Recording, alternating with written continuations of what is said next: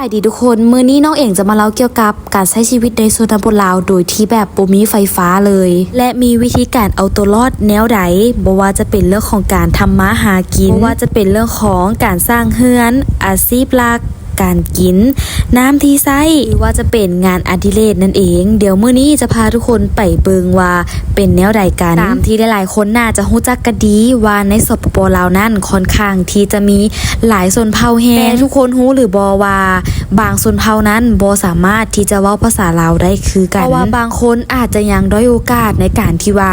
ยังบ่มีโอกาสที่ได้เรียนหรือศึกษาบางคนเกิดมาใช้ภาษาชนเผ่าเป็นหลักจนบ่ได้เรียนเกี่ยวกับภาษาลาวซึ่งภาษาลาวนั้นจะเป็นภาษากลางนั่นเองเดี๋ยวเฮาจะมาเข้าถึงเรื่องที่1กันเลยเพราะว่ามีหลายๆคนนั่นสงสัยกันว่า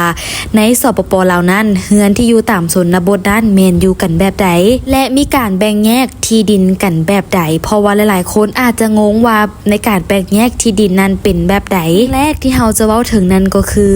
ส่วนหลายหมู่บ้านในสปป.ลาวหรือว่าในชนบทนั้นค่อนข้างที่จะเป็นหมู่บ้านที่มีพื้นที่ดินค่อนข้างที่จะหลาย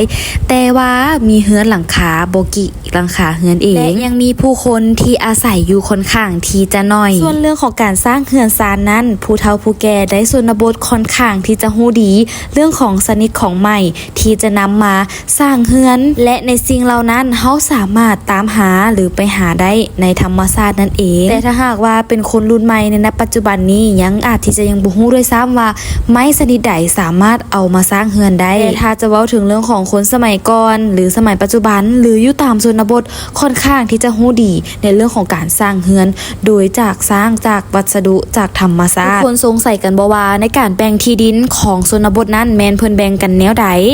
การแบ่งที่ดินส่วนใหญ่จะบ่งบอกถึงว่าการมีรักมีแรงโดยที่ว่ามีหัวหรือไม่เป็นบ่งบอกถึงในการที่ว่าอันนี้คือดินค่อยหรืออันนี้คือดินของเจ้าจะอ้อมเป็นหัวหรือปักไม้เป็นหลักนั่นเองเพื่อที่จะบ่งบอกถึงขอบเขตของที่ดินเรื่องที่2ถัดมานั่นก็คือเรื่องของการใส่สอยน้ำนั่นเองส่วนหลายอยู่ตามชนบทแมนจะใส่น้ำจากธรรมชาติโดยที่ว่าจะมีการกั้นกอจากธรรมชาติลงมาให้เป็นจุดเป็นแหล่งของจุดหนึ่งหรือ2จุดของในหมู่บ้านเพื่อที่จะให้คนในสาวหมู่บ้านนั้นนำอุปกรณ์ไปตักเอาน้ำมาไว้ในเฮือนซานมาเฮ็ดอยู่เฮ็ดกินมาดื่มมาต้มคนก็ถามเข้ามาว่าเอ้าแล้วเวลาสิกินน้ำนี้กินน้ำสดๆแบบนี้เลยวะคำตอบก็คือเราจะต้องได้เอาน้ำที่เราได้มานั้น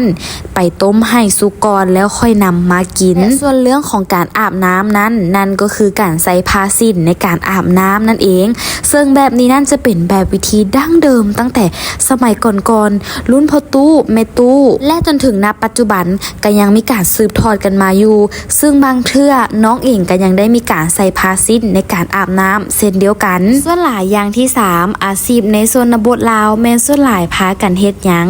ส่วนหลายจะเป็นการเฮ็ดไร่เฮ็ดนาเฮ็ดสวนเลี้ยงสัตว์เป็นหลักนั่นเองส่วนของการเฮ็ดนานี้แม่นจะเฮ็ดปีหนึ่งเทื่อหนึ่งเพราะว่าจะเฮ็ดในช่วงเริ่มเข้าสู่ฤดูฝนนั่นเองในการปลูกข้าวนั้นจะมีอยู่2แบบถ้าบางชนเผ่าจะมากินข้าวเจ้าเป็นหลักก็จะปลูกเป็นข้าวเจ้า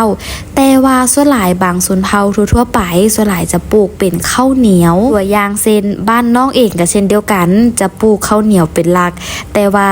ยกตัวอย่างชนเผ่าที่ปลูกข้าวเจ้าเป็นหลักนั่นก็คือชนเผ่ามงนั่นเองและถัดมาถ้าจะเว้าถึงเรื่องของอาหารลาวนั้นบอกได้เลยว่ามีหลากหลายเมนูแฮงและน้องเองก็ขอย้ำอีกว่าในแต่ละชนเผ่านั้นการอยู่การกินจะมีส่วนที่แตกต่างกันและคล้ายกันเช่นเดียวกันสำหรับตัวน้องเองเป็นคนลาวเป็นคนชนเผ่าลาวลุ่มและบางภาคของสปป.ลาวนั้นเรื่องของการอยู่การกินบอกได้เลยว่าบ่คือกันมีส่วนที่คือกันบางเล็กน้อยและในสปป.ลาวนี้ยังมีอีกหลากหลายเมนูที่น้องเองก็ยังบ่เคยกินและบ่เคยได้ยินและยังบ่เคยรู้จักนำด้วยซ้ำถ้าหากว่าไผที่เคยได้มาลาวและขึ้นชื่อของอาหารหลักๆนั่นก็คือ ปิ้งป่าตำบังฮงแกงหน่อไม้เอาะหลามซุปผักเป็นเมนูที่ได้มาแล้วจะต้องได้ลองจะต้องได้กินแน่นอนและยังมีสัตว์ใต้ดินบางอย่างหรือว่าจะเป็นสัตว์ใบไม้ปีกอย่างต่างๆหลายๆคนมาลาวแล้วอาจจะตกใจว่า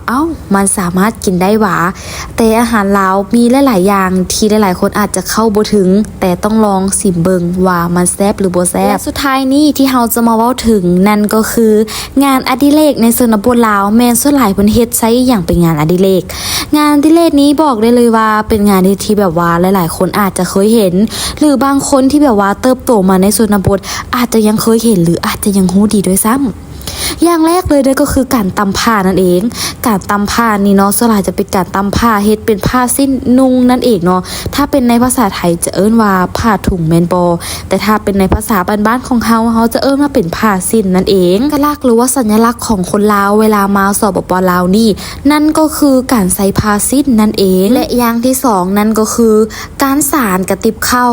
สานอุปกรณ์ต่างๆสานกระตงกระตาและในการสานนั้นเฮาจะนำมาจากธรรมชาตินั่นก็คือชนิดของไม้ต่างๆบ่ว่าจะเป็นไม้ไผ่ที่เฮาจะนำมา